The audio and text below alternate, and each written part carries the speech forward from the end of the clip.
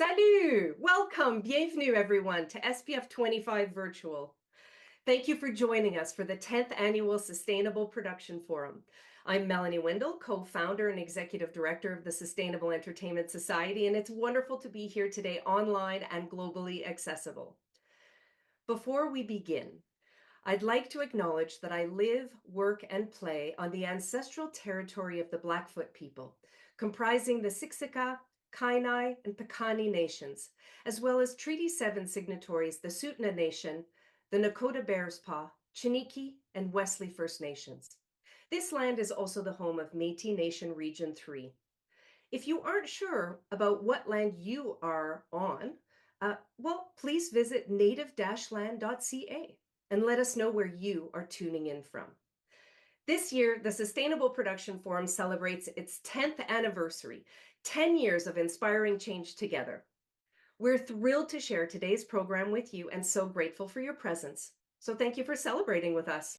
Follow us on social media to stay up to date with all things SPF25, including exclusive content and sessions. Here's to a day filled with inspiration. So now I'd like to welcome Indigenous actor, writer, director, dramaturge, and consultant from Musqueam Nation, Quelemia Sparrow.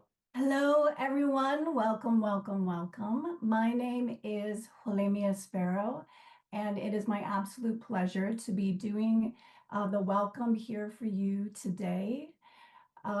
Thank you so much, Melanie, for that land acknowledgement. I always start off by giving a little explanation that I don't do land acknowledgements, that the land acknowledgement is inviting me to speak and to do a welcome and to share a little bit of my protocol with you. So thank you for starting us off in a good way with that land acknowledgement. I love that we're all gathered. I love doing these webinars and these online sessions because we're just gathered from everywhere. So to be able to presence ourselves in every single nation that we're gathered in is very exciting. So yes, my name is Quelemia Sparrow. I am from the Musqueam Nation.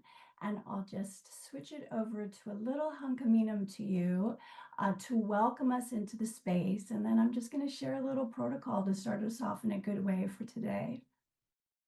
Okay. Skleets, Teshlimath Humusqueam, Slewatuth, a Squamish Mutsteo, Amietsep Katwilam. On behalf of the Musqueam, Squamish, and Tsleil-Waututh peoples, I welcome you to this land. I am currently on the Musqueam territory, and the Quelemia Itzen Musqueam. My name is Quelemia, and I'm from the Musqueam Nation. Yes, so to start us off in a good way, we welcome everyone into the space, and I really like to bring in canoe protocol. And canoe protocol is, I share who I am and I get to know a little bit of who you are, and we state our intention for all of us gathering together. So again, my name is Quelemia Sparrow, and my grandfather was Ed Sparrow Sr. My grandmother, Rose Sparrow, married into the Musqueam Nation from the Stolo Nation, and that is where my name is from. Only one person at a time can carry our names, and it shows lineage, and it tracks time and place and space, intermarriages, land connections, agreements. Everything is held in the land in our names. So a little canoe protocol to start us off. We're here on these lands. We're coastal peoples, we're canoe peoples. So we traveled through our waterways on our canoes. And whenever we arrived to a new space or a nation, or whether it was for celebrations of births or namings, to feast, or to mourn loved ones who have passed. Sometimes we travel for great distances up and down the coast, or all over, even getting off the canoe and going inland to the interior as well. So whenever we travel on our canoes, when we arrive, we raise our paddles and we state our intention for being there. And then we wait and we listen.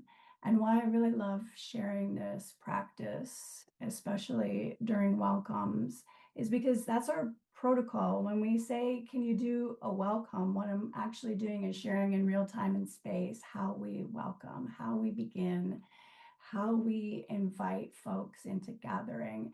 And it's something that I think is really beautiful from my culture. And so we raise our paddles and we state our intention for being there. And then we wait and we listen because we don't assume that we know the answer.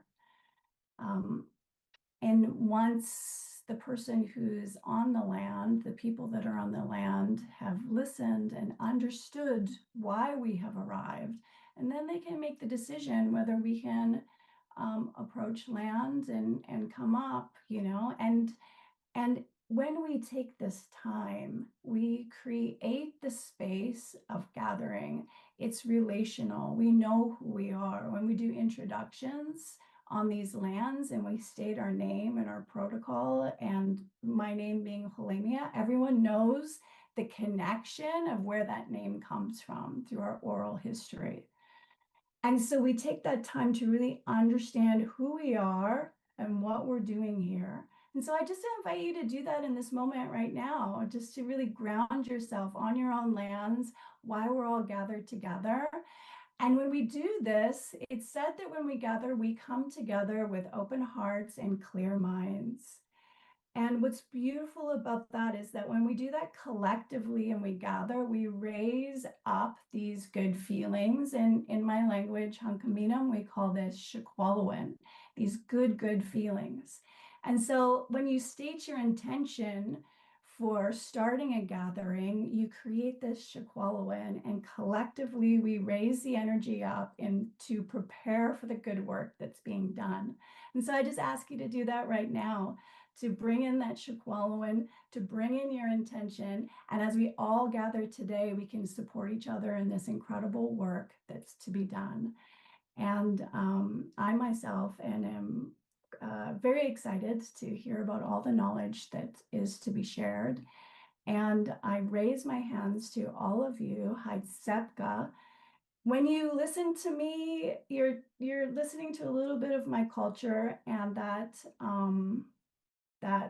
helps in reconciliation and it helps in reclamation.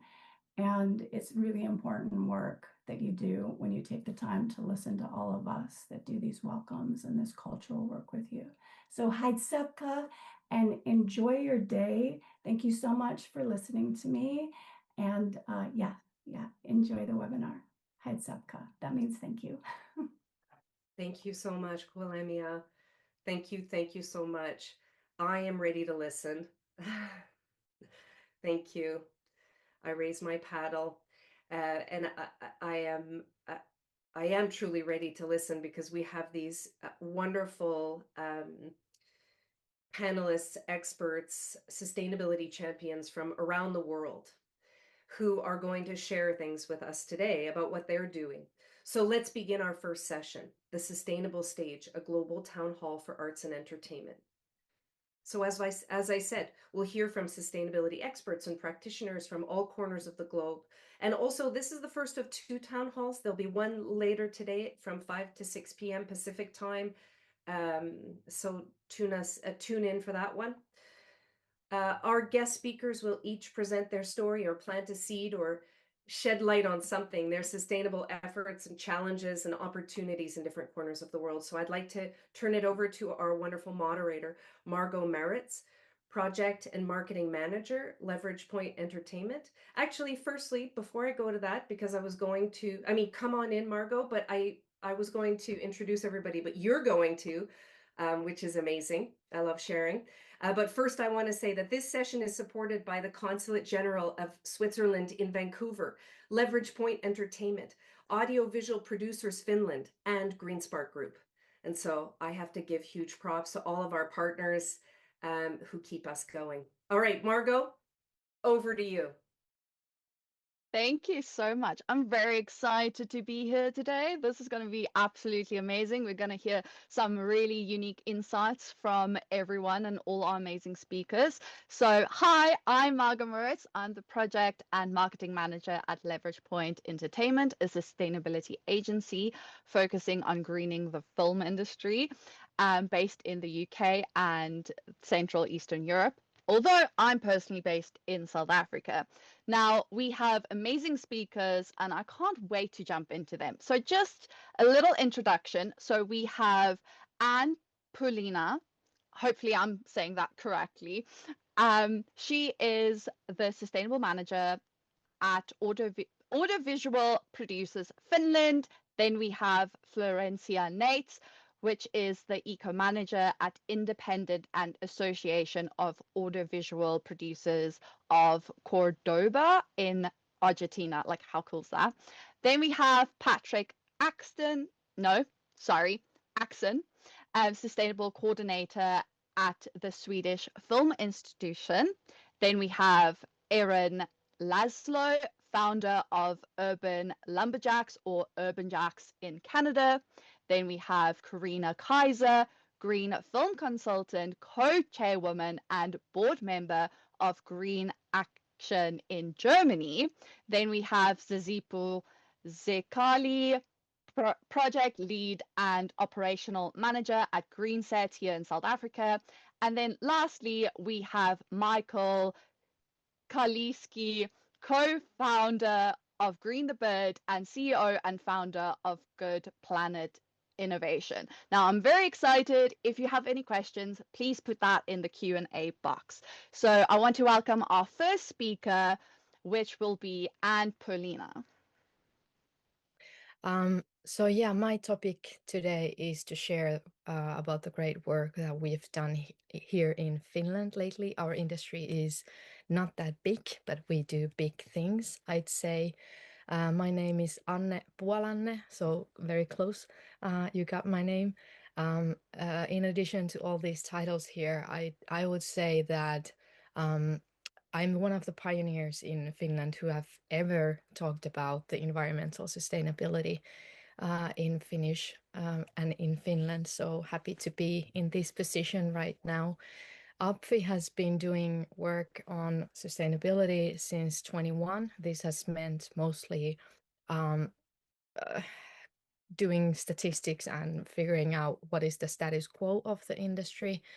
And the work has mostly focused on off-screen. So now we've done the work on the on-screen.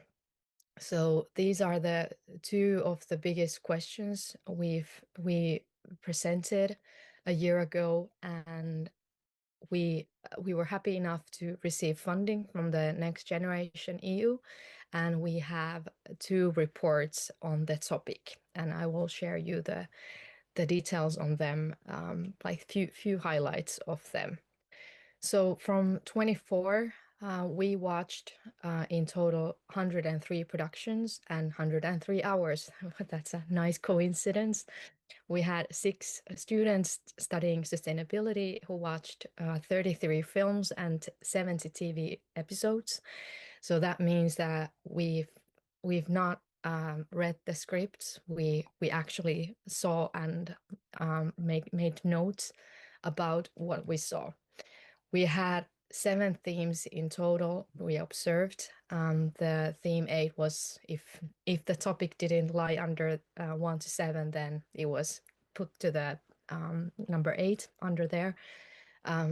We did entries based on if something is like far ends of the ends of the spectrum. So if something was very sustainable or something very unsustainable. So here are a few examples later. Out of the 103 productions, around 4% featured sustainability in a large or fairly large role. And it was a bit more common with films than it was in TV. And around a third of all the entries, there were 802 entries, if I recall, a third of them were about consumption. And talking about consumption, it was mostly about the unsustainable consumption. So we saw more, for example, single-use items than repairing things. We all know the off-screen and the film and TV industry is problematic, the logistics and emissions, but the same goes for on-screen. We are showing also the more unsustainable means of travels instead of doing the better choices. Out of all the TV shows and films, mostly things happened in a built environment, so we're not being in the nature that much either. If sustainability was dealt, it was mostly through action and dialogue and in a neutral tone. So it wasn't really super negative or super not positive, but it was something quite neutral most of the time. So that was the big quick run through on the part one. I will share you a link in the chat later. So for the second part of our studies, we had 1,003 respondents, and I'm really loving the numbers here because we are 103 productions in 103 hours and 1,003 respondents on the survey. Here I'd like to highlight the section on the left. So as you can see, the age groups were very nicely represented. So this survey is basically, we can say that the Finnish people think like this because it was such a big set of people. A bit more than half of the respondents were quite or very concerned about the climate change, and also the same amount of people thought that climate change is caused by human activity. For me personally, that number seems quite low, but at least it's more than half.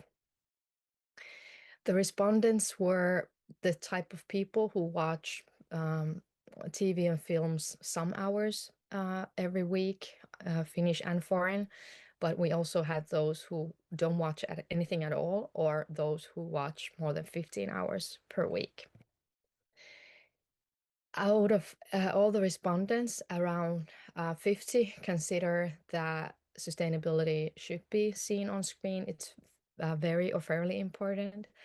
Finns here, they notice if the content features or glorifies something unsustainable, and around a third have also adopted more sustainable lifestyles. And that was usually something to do with consumption, which is kind of goes hand in hand with the results we received. Emotions, we mostly they felt neutral feelings, also hopeful and anxious if climate change was the topic. But if you show sustainable lifestyles, there's a really positive result here that the respondents say that like all of these are positive feelings. So they were feeling more hopeful, delighted and inspired. So the questions that I showed earlier, yes, we are seeing in Finland, we're seeing in TV and movie theaters the topics, but they are quite mild still. And the audience, yes, they care about them and they want to see more. And the tip for the industry is that if you want to make a good and positive impact, then definitely you should concentrate on sustainable solutions instead of just showing the problems. Thank you. And I'm happy my voice was okay, and I will share the links, but here's also a QR. That was it for me. Thank you.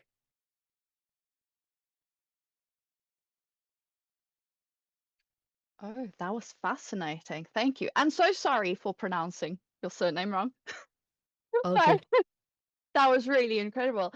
Next up, we have Florencia, and I'm very excited.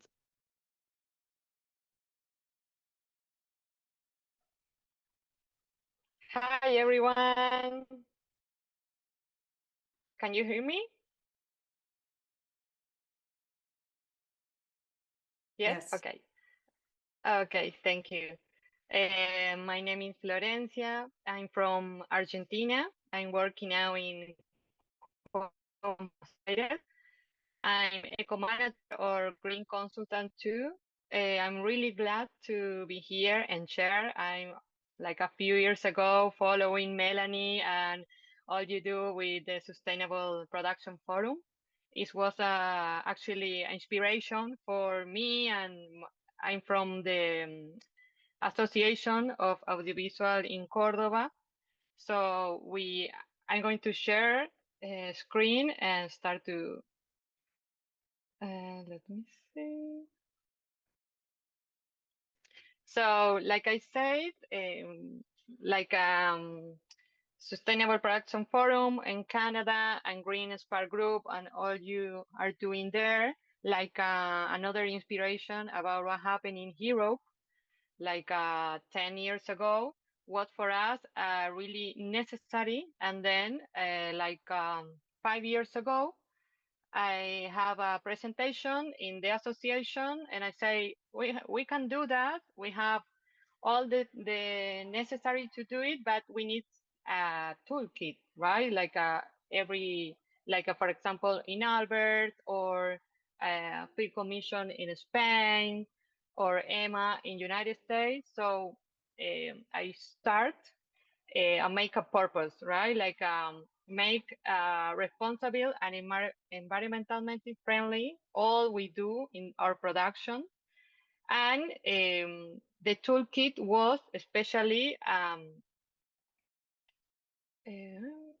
like we see here, but it's in Spanish, but in English is a sustainable practice guide by department, so everybody can download. It's free and digital for start to do it. And we make a sustainable supply directory for especially Cordoba and Buenos Aires.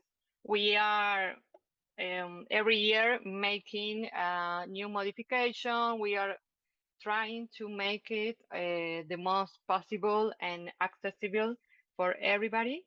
And it's in Spanish, but we are using in all the country. Now we have 5 movies, especially national movie. I mean 100% national production, not by mainstream, for example. And we are using this guide, and it's really, necessary, or it's really nice because we can use the reality in Argentina. We know the sustainability is changed in all the countries. So even inside the Argentina, the reality is changed. So it is more for the center region, like I say, Cordoba and Buenos Aires, because they are the place that a lot of production and location, and we are trying to make with the mainstream to uplift to with the different kind of certification. We know we don't have someone specific certification. We don't have a carbon footprint special from Argentina, so we try to link with Albert carbon footprint, or sometimes we use EMA, or the pitch and peer. But this is more with the mainstream, like Netflix or Prime Video. We are trying now to Disney to doing too, but it's like still new here in Argentina. So it's maybe more experience about national films than the mainstream film. But the last maybe 2 years, I worked for different mainstream, so we can do some or make how much works this kind of this guide or the international certification, how is working in our country. And then we get some similar situation like around the world, like we know the climate change and the warming we know we have to do, or the different environmental problems are the same. But about the energy, I think I want to make a talk about it, because maybe, or has, I know in another countries, it's not too regular, but here we use a lot of electrical grid, even if we want a single phase or three phase, and we have 220 volts, especially in the cities, but you can find in all the country. The request for the three-phase power or for allocation is managed by the production department, and it's usually a quick process, especially now with the field commission. We have maybe field commission in all the states in Argentina, and it's really easy to do it. Actually, and this is because the electricity market in Argentina it's like a combination of different sources, such as hydroelectric, thermoelectric, nuclear, solar, and is pursued by energy companies in different states. There are the mostly private, but we have a public companies too, and they distribute the energy to industries and homes.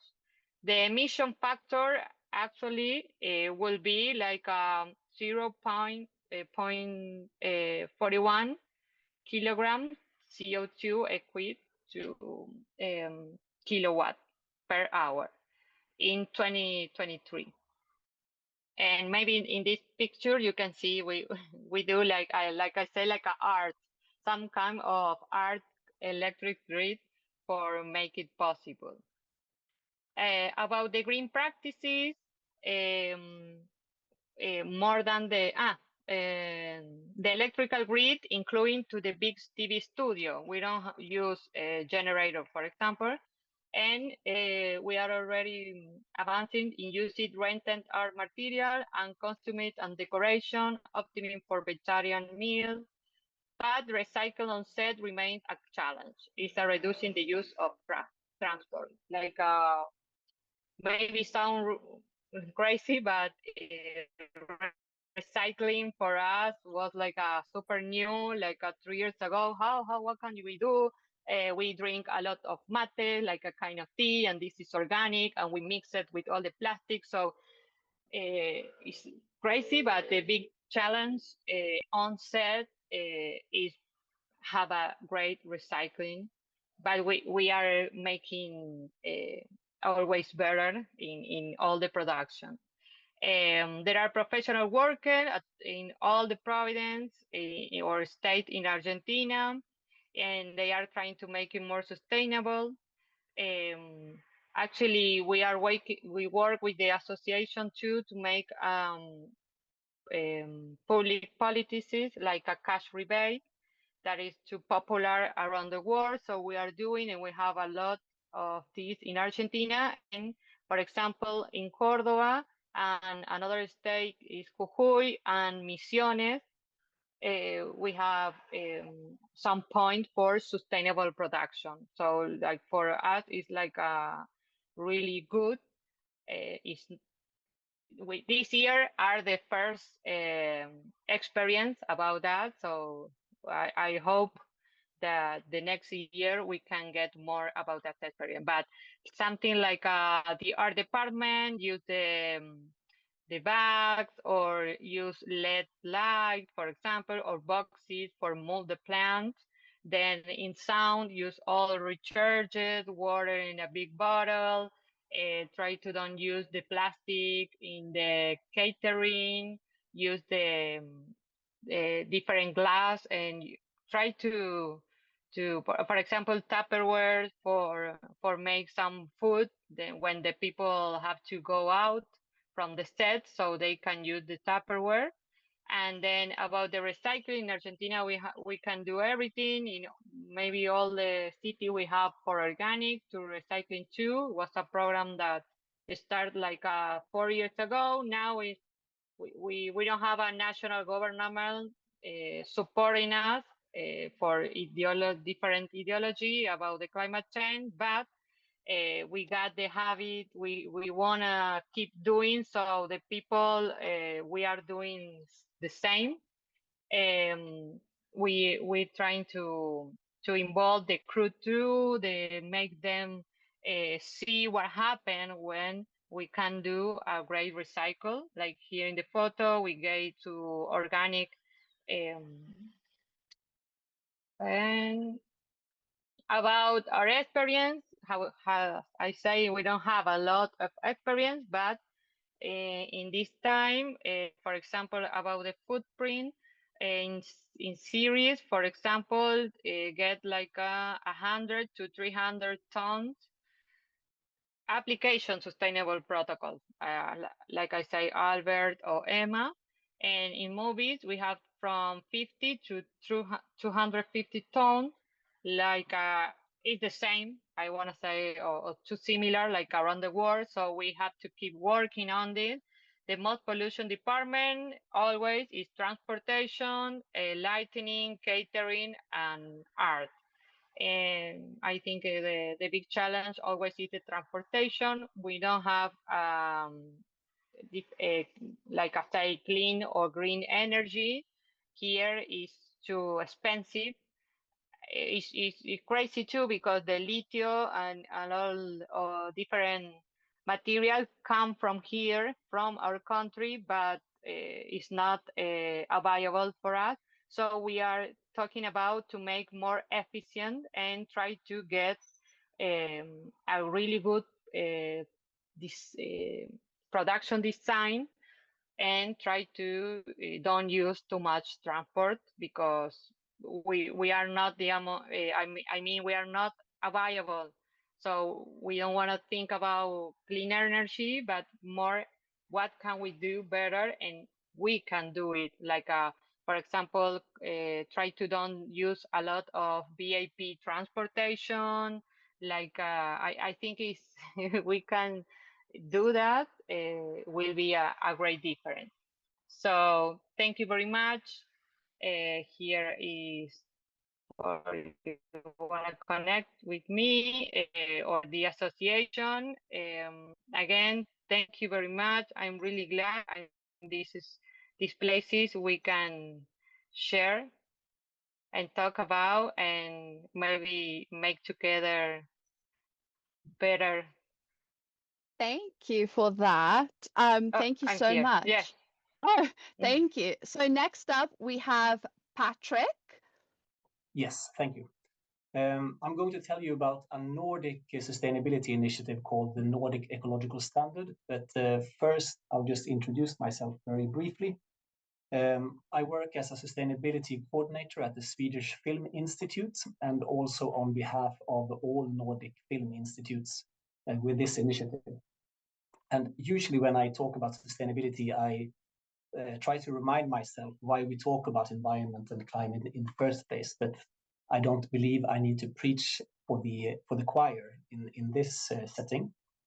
For the last few years, we've been looking at different ways to stimulate a green transition within the audiovisual field, both in Sweden, in the Nordics, and on a European level. And we have identified two really effective tools. Either you can use financial incentives, or you can use rules and requirements.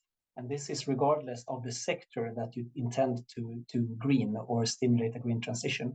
And when you look at the European audiovisual landscape, you have different organizations using one of these different tools. For instance, the Film Institute in Austria, they use financial incentives. In Germany, they have an ecological standard, which is falls into the category of rules and requirements. About a year and a half ago, the Swedish film, the Nordic Film Institutes and the Nordic Film and TV Fund commissioned a study by a Danish sustainability consultancy firm, and they were given the task to look at the German ecological standard and see if this could be implemented across the Nordic region in all 5 Nordic countries. They came back with a report in August last year, and since then we've been in a consolidating phase with a lot of discussions and dialogues within the Nordic film and TV industry.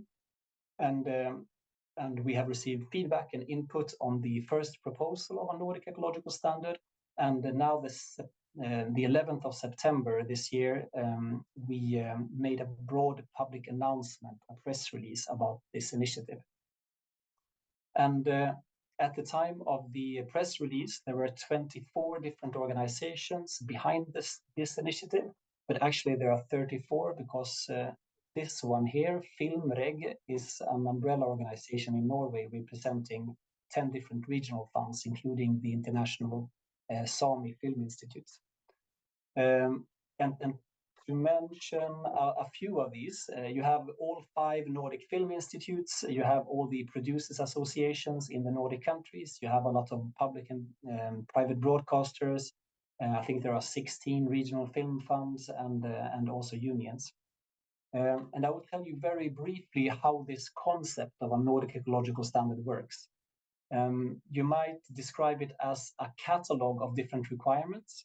There are both mandatory ones, those are the ones with the dark green circles, and you have target recommendations, or target requirements or recommendations, which are lighter green. And they're divided into 6 different categories. And in short, you can say that the ambition is that all national film institutes in the Nordics will make compliance with the standard mandatory starting in 2026. And also a majority of these members behind the standard, they will implement the standard in different ways. But in order to receive production support, or at the moment when you receive a production support or a letter of commitment or a green light, it will become mandatory to live up to these mandatory and target requirements. And it's actually the first time ever in the world that the film and TV industries in 5 different countries come together and unite with one set of minimum requirements, which makes me very proud. And of course, the goal and purpose of the standard is to make the film and TV industry more sustainable, but also more competitive and resilient. And since I only had 3 minutes, I think my 3 minutes are up. Thank you very much. Thank you so much. That was so interesting. So next we have Erin, and I am very excited for that as well. Well, good day, everyone. I hope we have more than one person excited to have a lumberjack show today. Because of time, I'm going to be as concise as possible. Oh, I got some emojis. Thank you, everyone. A good start is I want to say, so many more coming in. I want to say thanks to all of you, especially our sponsors and our moderators. So thanks to the Consulate General of Switzerland in Vancouver, Leverage Point, Audiovisual Producers Finland, Green Spark, especially to Margot, our panelist. Interestingly, I'm pleased to follow Patrick and Anne since I first learned about sustainability while living in the Nordics for many years in Finland and Sweden. And so it's quite a special pleasure to be here today from a past attendee to now a panelist. And well, I'll share a little bit about my screen, or a little bit from my screen here so that I can stick to the time. And I'll start with a brief little video and a little bit about who and what we are. So yeah, stand by, and here we go. Maybe.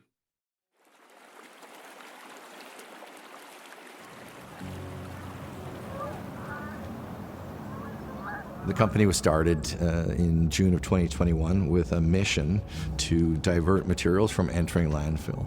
And you get what you measure. So we began by measuring the components of landfill around North America, and we found that construction, deconstruction, and demolition was a significant part of that landfill. Secondary life for lumber makes sense. It makes business sense, it makes ecological sense, and it's lumber. And to say that the reuse and the recycling and upcycling of material not only makes sense for the environment, but makes sense for an economy as well. So you keep doing what you're doing, but instead of throwing everything in one bin, just take the lumber into the bin that's going to show up on our side. You can leave your staples in, you can leave your nails in, your screws in, we're going to take care of it. We take the best bits out of it, we put the best bits together, and we create an even better thing than the original. Now, at the end of your project, whenever you're like, okay, these are the cutoffs I can't use, instead of throwing it in a dump and ending the life cycle, you can give it to Urban Jacks. We go through a rigorous sorting process where we take all the good pieces, everything that we can use from 8 inches onwards, and then cut them down to smaller sections that are straighter and more perfect in its quality, and then through a process of finger joining, we glue them back together and create new dimensional lumber that can be used for any kind of project. If this was easy, somebody would have done it a long time ago. And every week we're reminded that, oh yeah, that's why nobody tried this before. And so it takes courage. And I suppose what's stronger than fear is courage. And we're a pretty courageous group of urban lumberjacks. Recycling is definitely going to cost us something because it needs to be processed, needs to be handled, but the resources is such great quality that it would be a shame to throw it away, especially in a tree. It grows for 80 to 100 years if you go on a normal cycle, and then why not use it for a house and then for something else? Why not use the offcuts and create a product that can be used by someone else who's looking for exactly that and is conscious about the sustainability part about it too? It's certainly not without its blood, sweat, tears, and slivers, but those slivers have led to learning, and it's awesome to see this status quo improving. That difference, even though it's small, every day is pushed out to our website, and every day it grows, and it's kind of what keeps us all here and doing the tough work to figure out this system and method to change the way waste streams are managed when it comes to solid wood fiber. As much as I want to, we cannot tackle everything. Like, we need to have other partners in a circular economy to grow together, because we're shifting away from a linear where it's like, okay, me, I want to get bigger, to, okay, I do this part, you do your part, and together we make a bigger impact. Now is the time when people start looking around globally and realizing that you can't just stand alone, you stand with everybody else, and recycling lumber for us is a part of that conversation. I'm an urban lumberjack, and you can be too.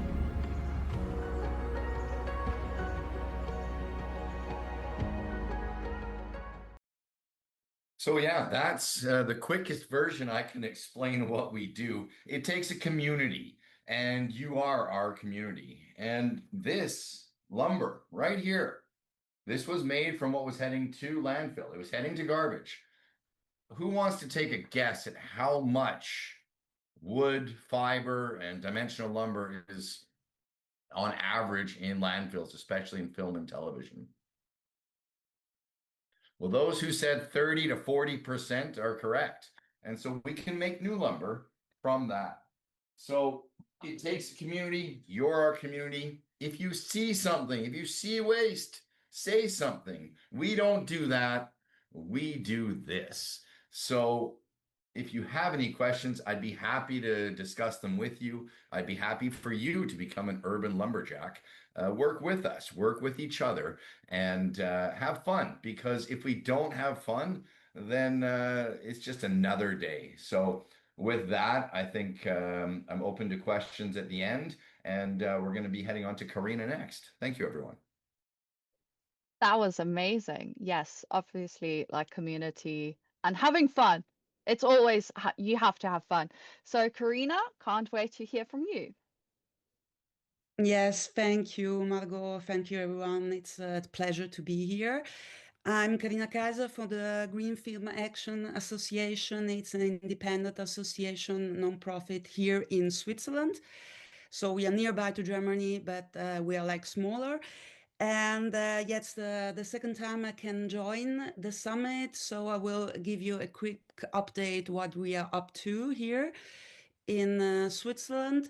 So with the association, we are getting forward to have a competence center to get more professionalized and to support the whole departments and to have more consciousness and awareness in sustainability production process. So this is a great topic for us. It's going to be a big project, but we think we need that. And on the other side, the fundraising departments in Switzerland are getting a little bit more focus on sustainability. So they will require a green consultant up next year, and also a report, a CO2 report calculation for target and actual reporting. This is going to be exciting, but we feel as an association that we are fighting with the awareness and the sensibilization into the industry. And also we want to reach more the audience. So we're gonna have more focus on green storytelling in the different fields and topics this issue gives to us. So we can reach the industry, but we reach also the audience. And yeah, what we are also planning and thinking on to have more apply on the topic of sustainability is to give a prize also for production, and the prize will be a refund for other productions to make it more sustainable. This is a few of ideas we are exciting to develop.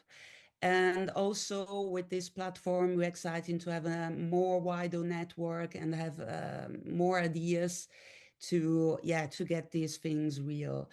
And at least the critical thing we also see is the part of a certification here for production sustainability, because it's a really difficult and kind of serious issue. And at the moment, it's also a lack of fundings probably, and also we think as an association we can improve the dialogue with the fundings institution and the science to get this thing also done.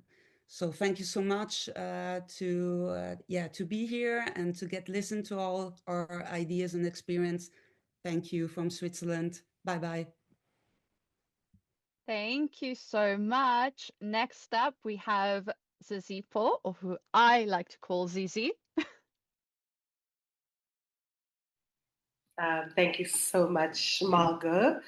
My name is Zizi Po Zikali, and I work for GreenSet. GreenSet is a part of the SA Film Academy, and we are based in Cape Town, South Africa.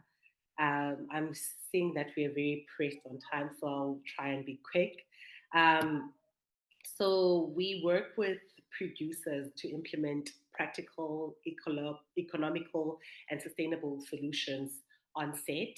And we also run an in-service training program for graduates from the sustainability stream who are placed on productions as trainees initially, and they eventually become sustainability coordinators on film production. So just a little bit about GreenSet. So the GreenSet project kickstarted in 2020. So we've been around for about 5 years. And we were started by a local film production company called Film Africa. And this was during the time where they were filming Raised by Wolves, Ridley Scott's Raised by Wolves, where funding was made available for training sustainability coordinators, as well as creating a carbon calculator that is fit for the film industry, and that would go on and have local emission factors.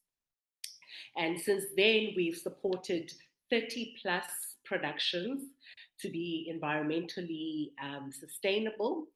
And I think we all know that fuel, travel, and transport are recognized largely as the most contributing factors to our carbon footprint. But GreenSet has always had a focus also on scope 3 emissions. Because of the nature of the shows that we do, we always do large productions where there's a lot of construction, where there's a lot of things happening, moving parts. And so we have an interest in scope 3 emissions as well. And an example of this would be polyurethane that is largely used to build film sets. And we have been trying to find a suitable way to recycle our polyurethane. And this has been a key focus of ours. And through that initiative, through all the research and partnering with a company called Light Concrete, we were able to put together a brick And that brick is 80% PU, and it's now widely available in South Africa. So that is made from the polyurethane waste that is coming off our sets. And this is just an example of what we do to divert our waste from landfill. And despite us being focused and having this interest in scope 3 emissions, we are also proud to have been a part of a bunch of firsts in South Africa when it comes to the clean energy solutions for our industry. We had partnered with Homebrew Films to implement sustainability and solar at the Atlantic Studios. And the Atlantic Studios are now recognized as the first green studio in Africa. We have researched, supported, and guided the implementation of off-grid solutions for high-end TV shows since 2023, 2024. Our biggest challenges in the South African film space when it comes to sustainability include the uptake from local industry and the little support that we're getting from local broadcasters and streamers to implement sustainability. And I would also say that our biggest challenge is that sustainability is not yet a ring-fenced line in our budgets. And so this having sustainability on a production is totally up to the discretion of the producer or the production company. And if we had this, this would mean that we had a crew member on all production, that a sustainability crew member, which is a double positive for South Africa, because that would mean that we are both creating jobs as well as having sustainable productions at large. We, in terms of like electricity and just scope 1 and scope 2, EVs are not widely available in South Africa. We do have some, and we are looking into implementing them in our next shows, but we mostly use hybrid vehicles wherever possible. And I think we just need support from our government and recognition from the local industries so that they help push people into the sustainable route. And I think it can all happen if if the government holds the hands of the filmmakers for them to be sustainable. Thank you so much. Thank you. Thank you so much for that. Okay, lastly, we have Michael.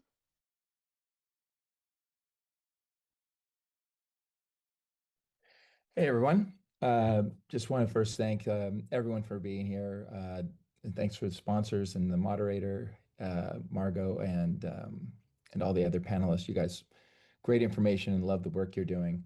I know we were only given a couple minutes each and we're going way over, so I'll be super quick. We launched Good Planet Innovation 15 years ago after running a production company focused on humanitarian environmental issues, because I realized that the audiences for those kinds of films tend to be people who already cared about those issues and rather small audiences. So important to make those projects, but we had this idea of integrating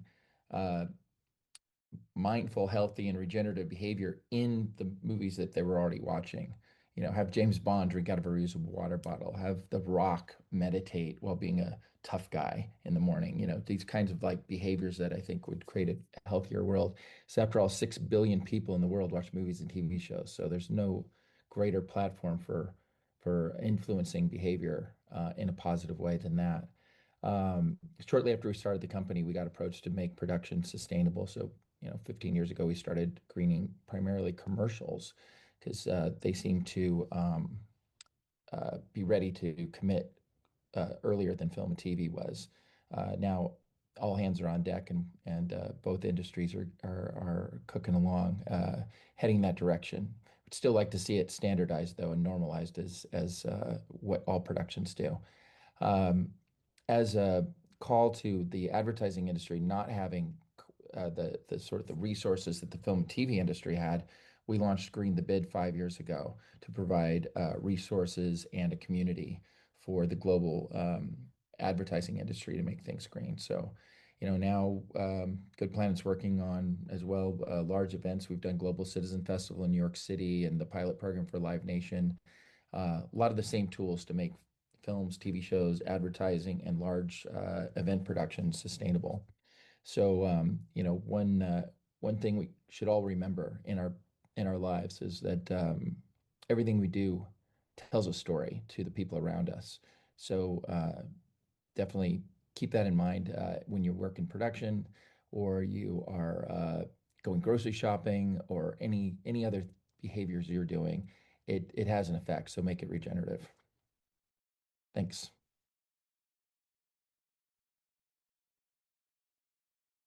Thank you. That was amazing. Oh my goodness, such amazing insights from everyone today. I feel like I learned a lot. So hopefully you have too. Now we have a few questions in the Q&A still. So I don't know if so one is directed to Florencia. I don't know if you want to answer that in the Q&A. And then there's a question for, I'm guessing, the Nordic kind of space. So I don't know if Patrick wants to answer that within the Q&A chat.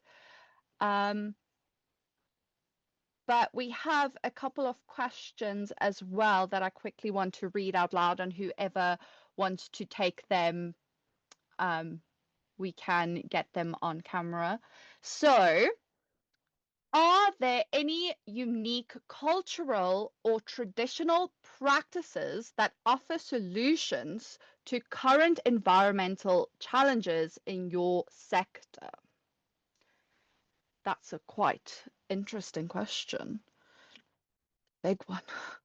Anyone want to take that? I can jump in with a little segue, a little bit of a piece to try and get somebody else in here. That I mentioned earlier that when I first began learning about sustainability around 2003, 2004, it was in the Nordics, while working actually for a very large mobile communications company, a mobile phone company. And back then, sustainability was understood as a piece of the business. And now I would say North America is perhaps some years behind the practices that they've commonly agreed as these are the things we do, these are what we don't do because of land. So when you have a vast amount of land like we have, you can just put it there. And we're in competition with hauling. We're in competition with landfills. So how sustainability is regarded by society has to do with policy. And so how are the policies different? How can 5 Nordic countries get along and say, we're going to do this? Because the mindset is more homogeneous. And handing it over to the panel and Margot.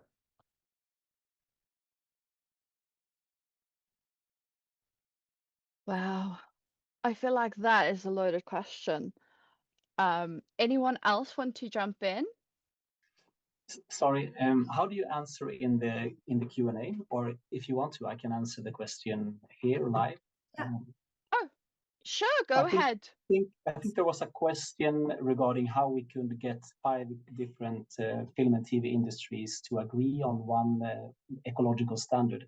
And I would be happy to tell you more about it. I can share my email, and just send me an email, and we might organize like an open session where you can ask questions about it, because I think it's quite interesting. But I think that the unique selling point of the Nordic Ecological Standard has been that it's easier to have one common standard across the Nordic regions, instead of every broadcaster, every film institute, every regional film fund having their own requirements regarding sustainability. So that has been the unique selling points, and one of the reasons why organizations like APFI, the Producers Association in Finland, are behind it, and Anne, for instance, and all the others as well. I think the biggest winners with this concept are the production companies and the producers, because they only need to report once, and this report will be considered fulfilled by all the other financiers and all the other co-producers. But I will share my email address, and I'll be happy to tell you more about the process, and hopefully that can be inspiring for someone. And thank you very much for inviting me here, and thank you very much to all the other speakers. It's been great. Thank you.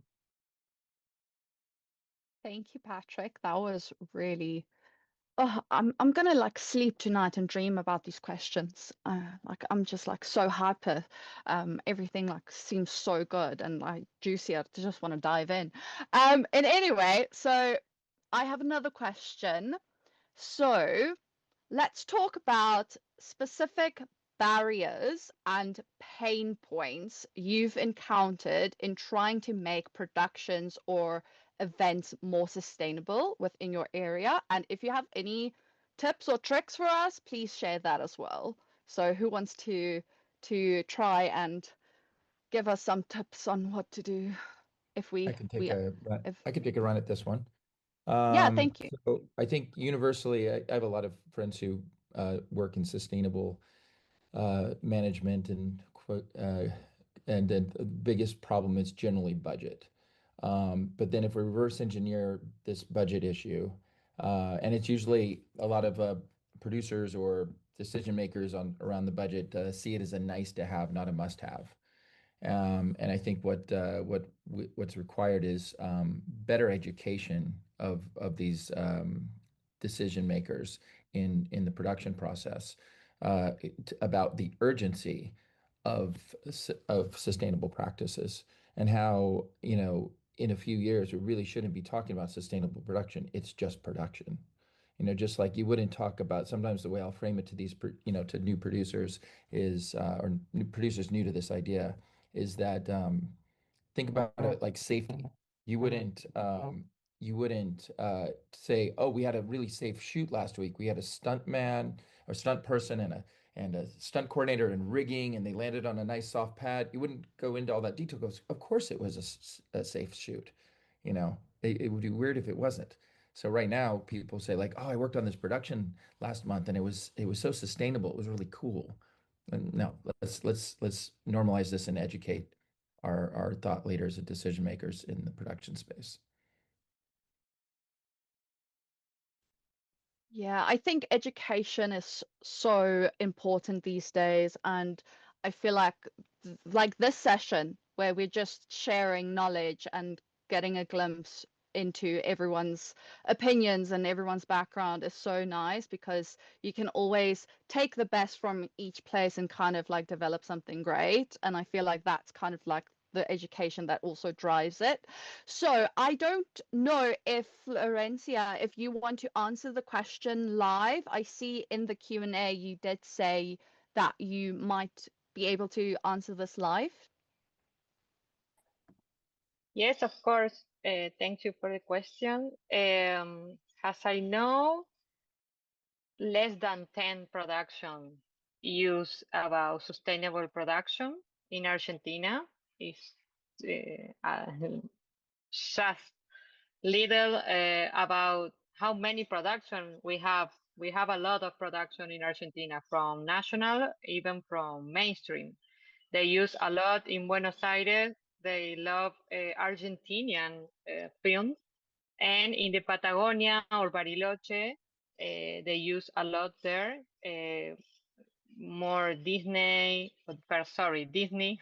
We say Disney in Spanish, but it's Disney. And all the company from Disney use a lot here. Netflix, Prime Video, Apple TV, no, but they are, for example, Netflix maybe more interested now. Now, I mean, like 2 weeks ago, they have a note about they want to make Latin America more sustainable production. So maybe to get the focus in this big region. Latin America is so big and so different. But I hope maybe next year we can get more sustainable production. We are ready. We have a lot people with knowledge and a specific in environment and in production. So we hope make more sustainable films. Amazing. And I think you raised your hand wanting to say something around the Nordic country agreement question. that we had a few, and I just missed your hand up. No, it was Patrick, I think. Oh. Yeah, I think it was my hand, but I think I answered the question before. I just wanted to comment something regarding costs and Michael's comment there. It's interesting that in Austria, they have something called the Austrian Ecological Standard, which is also inspired by the German Ecological Standard, which is almost the same as the Nordic Ecological Standard. But when you apply for funding in Austria, you also have to specify all the additional costs related to sustainability and to implementing the standard. So they have very good data regarding costs. And if I understand correctly, when they have done studies about this, they have come to the conclusion that it's about 1% more costly to work in a sustainable way in Austria.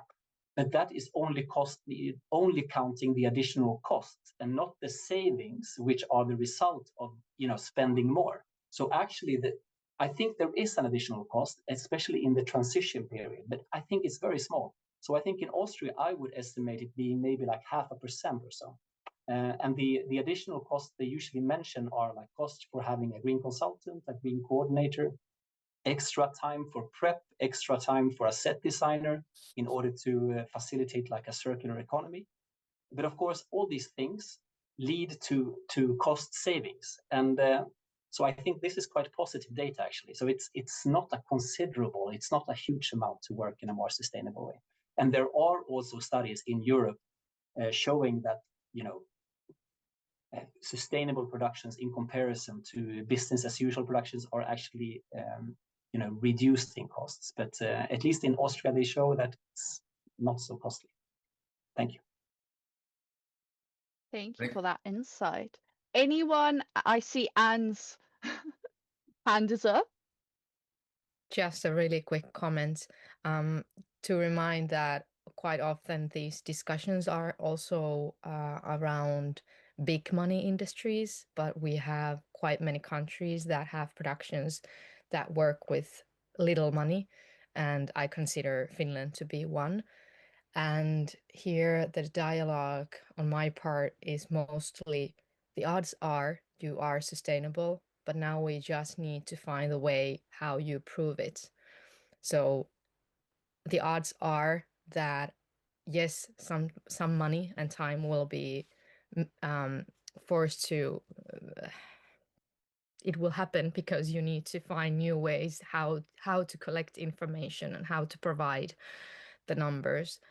But it doesn't necessarily mean you need to do something in a very different way because you've been always resourceful with money because it's always too little. So I think this is a big problem for the big industries and big players, but for tinier industries like Finland, it's more about, okay, let's just prove how we're doing it and hope that basically people can also inspire from us.